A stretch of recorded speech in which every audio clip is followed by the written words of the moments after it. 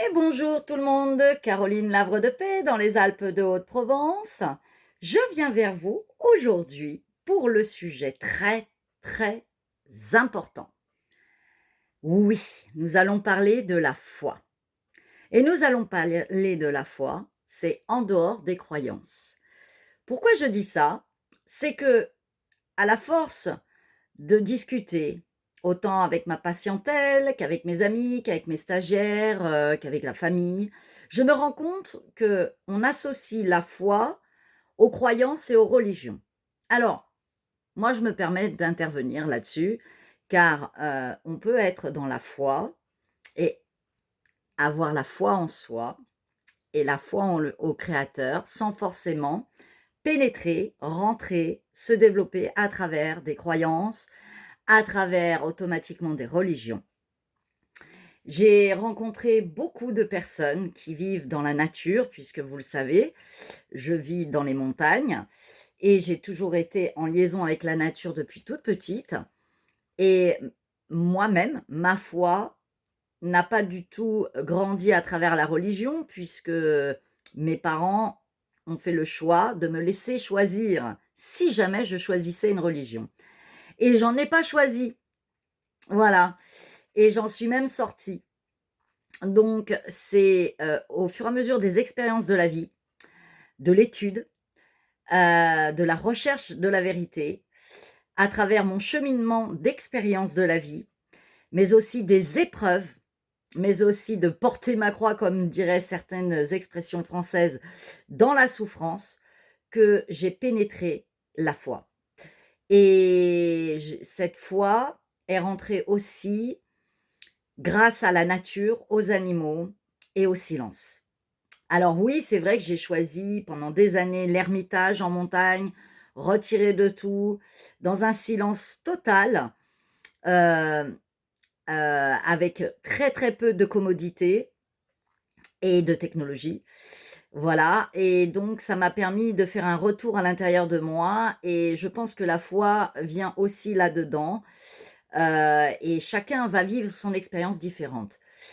La foi, c'est une confiance qui déjà pénètre à l'intérieur de vous et qui est votre propre confiance en la vie, en l'amour, au mouvement des changements de la vie, en vos potentiels, vos capacités. La foi est une forme de ferveur intérieure, c'est comme du fer qui va se solidifier à l'intérieur de vous et dans votre cœur et votre esprit, avec une forme de droiture, de justice qui s'installe en vous et qui ne vous en sort pas et qui va vous éviter d'être dans des écarts. Cette foi, elle va vous faire découvrir bien sûr l'absolu, le néant, mais aussi les ténèbres, et c'est en passant les ténèbres qu'on va découvrir la foi aussi. Mais c'est une aventure personnelle, individuelle, je dirais même intime, intime. Alors, il y a des personnes qui développent leur foi à travers de la religion, soit qui est imposée dès leur naissance, dans des clans. Il y en a, c'est à travers, des formes de croyances, de cultes, ça peut être des idéaux, mais ça peut être aussi, à travers des lectures et les religions. Il y en a, c'est les sectes. Tout est expérience et le but, c'est de revenir à une évidence, à une vérité qui est que c'est quelque chose d'impalpable, de non matériel, même si les effets de la foi vont s'exprimer après dans la matière et dans la création. Mais la foi, c'est une vraie aventure personnelle dans vos sens, dans une forme de renoncement de votre être égotique et qui progressivement, avec cette connexion de l'invisible et de la découverte des vertus, que vous allez progressivement découvrir la connaissance de la foi et de votre propre foi. Donc c'est une confiance absolue en quelque chose de plus grand que vous, en une puissance, un feu sacré en vous, qui va organiser et structurer toute votre vie et l'orienter avec responsabilité et engagement dans une autre version de votre être. Et cette version de votre être va s'approcher vers une forme d'éthique, de moralité. C'est vrai, il y a une forme d'exigence, mais il ne faut pas mentaliser les choses, il ne faut pas aller dans l'absurde de la foi. C'est-à-dire de vouloir tout contrôler, tout comprendre, tout maîtriser, tout subtiliser et quoique la matière est subtile, hein, sous toutes ses formes et que notre vie est faite divinement bien et tous les aspects de votre vie, vous les découvrirez qu'ils sont divins. Donc c'est une vraie révélation intérieure, c'est une vraie révélation personnelle, c'est un vécu toute sa vie et au-delà, heu, de sentir cet aspect créateur en vous, cette partie divine en vous, la reconnaître, la révéler, l'exprimer et cette connexion avec ce divin et ce Dieu. Et ce Dieu, c'est pas encore de la religion. Parlons de Dieu, ce n'est pas être dans la religion. C'est poser une intention et nommer alors qu'on ne doit pas nommer et que c'est vrai que c'est dommage de nommer parce que ça limite. Et dans certains textes sacrés et dans certaines religions, on dit bien qu'on ne nomme pas. Mais beaucoup parleront de Dieu, d'autres donneront des noms particuliers en disant Hachem, Allah, d'autres parleront de l'univers, d'autres parleront de la création, du créateur, de l'infini, de l'éternel, peu importe le nom que vous y associez, l'intention que vous y donnez, c'est une forme d'accueillement. C'est accueillir cette énergie, cette puissance, cette conscience qui rythme votre vie, qui vous fait respirer, qui a créé tout ceci, ces merveilles, cette harmonie de tous ces éléments, de tous ces mondes végétal, minéral, animal et humain. Donc la foi exprime un processus intérieur qui va découvrir la vie sous un autre angle, qui va découvrir une autre réalité qui deviendra peut-être une vérité pour vous. Et comment dire, elle va vous donner une puissance à l'intérieur de vous. Vous allez pouvoir vous dépasser. Ça va vous redonner des évidences de sens, de direction de votre vie, où vous allez y poser justement de l'éthique, de la moralité, des vertus. Vous allez vous retirer des schémas répétitifs, vous allez faire une introspection, vous allez pouvoir mieux gérer vos déboires amoureux, émotionnels, difficultés de la vie. Et vous allez carrément embrasser les tempêtes parce que vous deviendrez la tempête, hein, mais vous ne serez pas plus impacté qu'avant. C'est-à-dire vous saurez mieux gérer vos attitudes, votre pensée, vos actions, mais aussi les émotions en vous lors de chaos. Et vous ne vivrez plus dans la dépendance, l'emprisonnement, parce que vous allez essayer de vous sortir de tout ceci, parce que la foi, en cette harmonie, en cette évidence d'un essentiel de l'équilibre, de cette justice à poser en vous, vous allez la mettre et vous ne serez plus dans la culpabilité. Et vous allez pouvoir vous révéler. Et c'est bien ça. Donc vous allez éviter quand même, peut-être, l'hyper-contrôle, l'hyper-mental, toujours aller vers l'excellence et en être trop, parce que ça, c'est encore un emprisonnement. Vous accueillerez tous vos sens, toutes vos émotions, mais vous allez vivre avec beaucoup plus de conscience. Par contre, c'est vrai que cette foi qui va progressivement grandir en vous et que vous allez nourrir, parce que vous devenez la foi de votre foi, va vous faire dévier des tentations, des mauvais penchants, des malveillances, des mauvaises paroles, du mental, des mensonges, de la maîtrise, de vouloir vous auto-saboter, d'être emprisonné même par des lois, par un patron, par un mari ou une femme. Vous libérez de différentes dépendances. Donc je dirais que la foi est une libération. Une libération, une délivrance. La foi s'accompagne, oui, certes, de croyances, mais c'est pas une obligation, de religion, mais c'est pas une obligation. Il faut sortir du mental, des peurs, des historiques de l'humanité et je dirais extraire de tout ceci. La foi, c'est aller découvrir ce divin en vous et le découvrir aussi sur l'extérieur, c'est-à-dire découvrir la main divine